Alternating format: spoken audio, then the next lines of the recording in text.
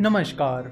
Technical analysis के 7वें episode में आपका स्वागत है। पिछले कुछ एपिसोड से हम अलग अलग कैंडलस्टिक पैटर्न्स के बारे में बात कर रहे हैं। हमने हैमर के बारे में बात की, उसके बाद हमने हैंगिंग मैन के बारे में बात की, उसके बाद हमने स्पिनिंग टॉप और दोजी के बारे में बात की, और अब हम बात करने वाले हैं इनगल्फिंग पैटर्न्स के बारे में।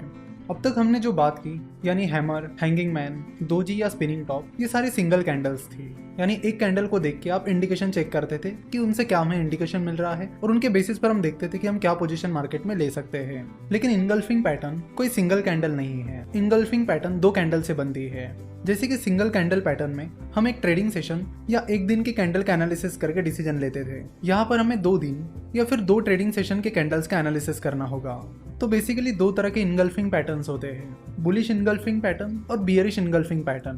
तो इनके नाम से आपको पता चल ही गया होगा कि ये पैटर्न किस तरह के होंगे। तो पहले बुलिश इनगल्फिंग पैटर्न को देखते हैं। तो bullish engulfing pattern down trend में आता है और कुछ इस तरह दिखता है। इनगल्फिंग का मतलब होता है कि पूरी तरह से कवर कर लेना।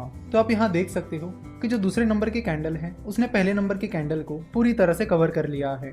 आप यहाँ पर देख सकते हो कि डाउन ट्रेंड चल रहा है, शेयर प्राइस लगातार गिर रही है और उसी बीच एक ग्रीन कैंडल रेड कैंडल को पूरी तरह से कवर कर लेती है। तो जब आपको ऐसा कोई पैटर्न दिखता है तो उसे बुलिश इनगल्फिंग पैटर्न कहते हैं। देखो यहाँ पर एक चीज का आपको जरूर ध्यान रखना है और वो ये कि ये जो पहली बॉडी है यानी रेड कैंडल की बॉडी, उसे ग्रीन कैंडल की बॉडी ने पूरी तरह से कवर कर लेना चाहिए।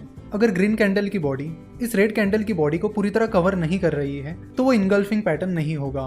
तो जैसे कि हमने बात की थी कि bullish engulfing pattern down trend में आता है जब स्टॉक प्राइसेस गिर रही होती है। तो डाउन टर्न में स्टॉक प्राइसेस लगातार गिर रही है और नए नए लोज बना रही है, जिसके बाद अचानक ये ग्रीन कैंडल बन जाती है जो कि पूरी तरह से उसके पहले की रेड कैंडल को कवर कर लेती है और उस ग्रीन कैंडल की क्लोजिंग प्राइस उस रेड कैंडल से ज्यादा होती है। तो ये ग्रीन कैंडल हमें बताती है कि उस स्टॉक में या मार्केट में बुल्स ने एंट्री कर ली है। साथ ही उस ग्रीन कैंडल की क्लोजिंग प्राइस उसके पहले जो रेड कैंडल थी उससे ज्यादा है। तो इस ग्रीन कैंडल के दिन बुल्स ने उस स्टॉक में एंट्री कर ली है और सिर्फ एंट्री नहीं की है, उन्होंने उस दिन भर में अपना मोमेंटम भी बनाए रखा। तो बुलिश इनगल्फिंग पैटर्न हमें बताता है कि उस डाउन ट्रेंड में यानी उस बियरिश ट्रेंड में बुल्स ने एंट्री कर ली है और अच्छी खासी सक्सेसफुल एंट्री कर ली है, जिसके बाद ये एक्सपेक्ट किया जाता है कि आगे भी बुलिश पैटर्न कंटिन्यू कर सकता है, जिसके चलते ट्रेडर्स उस स्टॉक को खरीद सकते हैं। यानी बुलिश इनगल्फिंग पैटर्न हमें बताता है कि जहां पर बुलिश इनगल्फिंग पैटर्न तैयार हुआ है वहां से आगे मार्केट में बुलिश ट्रेंड आ सकता है, जिसका फायदा ट्रेडर्स उस स्टॉक को खरीद कर ले सकते हैं।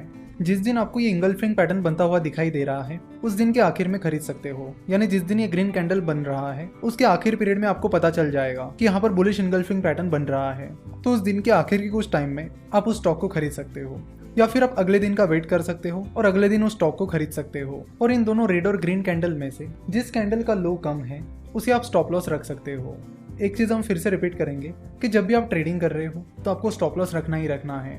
विदाउट स्टॉप लॉस आप ट्रेडिंग बिल्कुल भी मत करिए। अब बात करते हैं बियरिश इनगल्फिंग पैटर्न के बारे में। Bearish engulfing pattern up trend में आता है और कुछ इस तरह दिखता है। इसमें पहले आपको ग्रीन कैंडल दिखेगी और उसके बाद रेड कैंडल दिखेगी, और जैसे कि आप देख सकते हो कि इस रेड कैंडल ने उसके पहले की ग्रीन कैंडल को पूरी तरह कवर कर लिया है। देखो, जरूरी नहीं है कि उस पूरी रेड कैंडल को उस ग्रीन कैंडल को पूरी तरह से कवर करना है। जरूरी ये है कि उस रेड कैंडल की बॉडी को ग्रीन कैंडल की बॉडी को पूरी तरह से कवर कर लेना है। तो यहाँ पर बॉडी ज्यादा मैटर करती है रादर देन की पूरी कैंडल।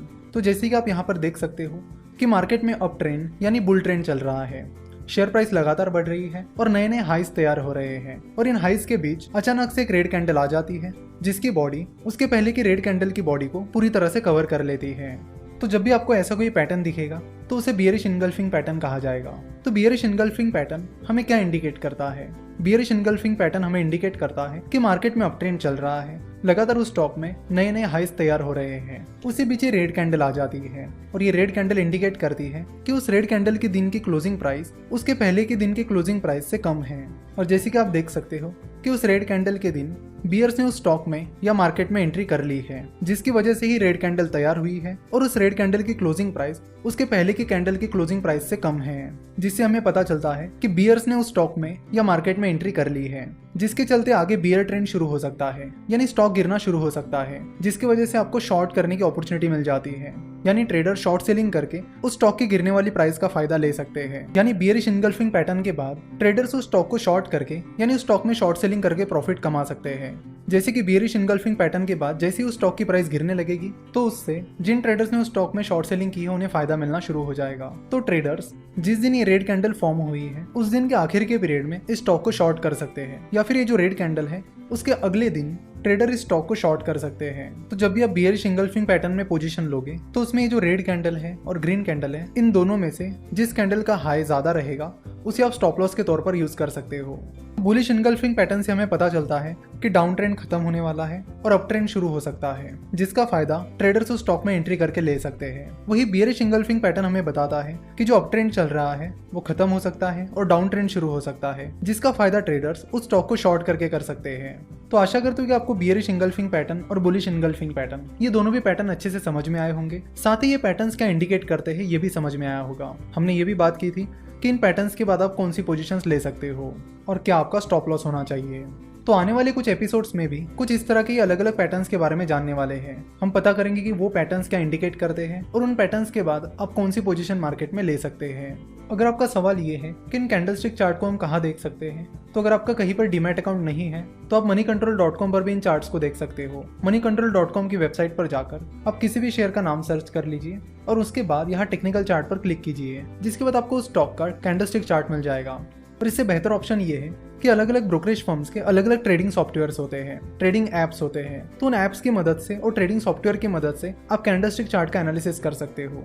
वहां पर आपको हर एक स्टॉक का कैंडलस्टिक चार्ट मिल जाएगा, जिसके बाद आप वहां पर अपना एनालिसिस शुरू कर सकते हो। आगे चलकर हम ये भी बात करेंगे कि वो कौन कौन से सॉफ्टवेयर्स हैं जो आपको आसानी से कैंडलस्टिक चार्ट का एनालिसिस करने में हेल्प करेंगे। कुछ सॉफ्टवेयर्स पेड है तो कुछ सॉफ्टवेयर्स फ्री भी है। तो आगे चलकर पैटर्न्स को समझने के बाद हम ट्रेडिंग सॉफ्टवेयर्स के बारे में भी बात करेंगे। आशा करता हूं कि आपको आज का एपिसोड पसंद आया।